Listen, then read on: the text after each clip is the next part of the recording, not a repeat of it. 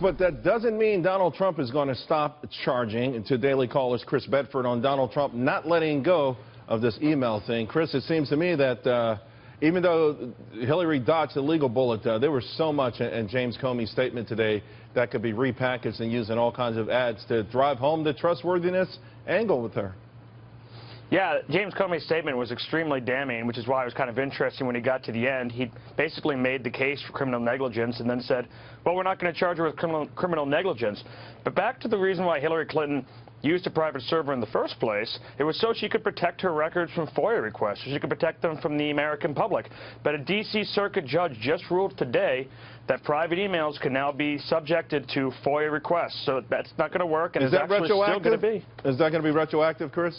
It will. And okay. it's going to be very difficult for her to go back now and hide that, and it's going to cause news to continue to come out week after week and leak, and Donald Trump will be able to use that against her. Right. Now, without getting too digressing too much, you're talking about Freedom of Information Act, which allows a lot of this stuff that might otherwise be hidden to be brought out in the public sight. So we'll see how that goes. But Donald Trump's initial tweet, he talked about General Petraeus, and a lot of other people have mentioned that too. There's so many angles to go with this, though, Chris. Do you think it's possible to sort of muddy the waters here? I mean, do you go with Hillary Clinton is incompetent, indifferent, above the law? Do you go with she didn't care, she put people in danger? You know, or do you go with all of the above? Because it feels like when you throw a lot of things at these things, that's when the public starts to get confused. I think not caring and feeling like she's above the law is going to be the most likely narrative that Republicans use to attack the secretary, simply because they've gone with that narrative time and time again. And here's an issue that Republicans have had attacking Hillary that's not the same, for example, with, say, Governor Chris Christie. Americans have a difficult time, anyone has a difficult time understanding the complications of email rules, classification rules, passwords, private servers. It's not like, you know, with Bridgegate, with the traffic jam, where every American can immediately relate to this. Right. So I think they're not going to be able to get too specific before people just zone out, and they're going to have to be able to talk about the larger narrative of trustworthiness. That's what I'm talking about. Chris, I do want you to respond to the RNC statement. It just was released. I'll read it to you. Quote, "This is grossly negligent conduct on the part of Hillary Clinton and her aides, but as the Obama administration has repeatedly shown throughout this process, they were never going to prosecute Clinton's criminal behavior.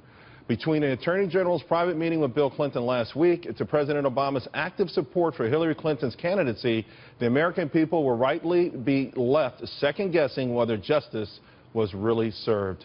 That's the central message from the RNC. Should that be echoed by Trump's campaign? Absolutely, and the optics of this are terrible. So I don't think, and Republicans have been careful not to do this. There's no real reason to doubt the FBI in this. They've been straight shooters. They put everything out there, and they made a recommendation. However, the Democrats working with each other in the optics, the picture of Lynch and Clinton meeting, the private meeting that was over personal matters, him saying that he was playing golf on a 110-degree day, and then to see President Barack Obama boarding Air Force One with Hillary Clinton just moments after this shows such a level. Now that you mention it, we're actually showing the audience President Obama got off the presidential helicopter. Now he is actually entering Air Force One. You got to wonder when he walks in those doors, what will he say to Hillary Clinton? I mean, without even being, facetious about it, Chris, what do you think the conversation is going to be? I think they're going to toast and say, thank goodness that's behind us, and maybe now they feel like they can talk about it.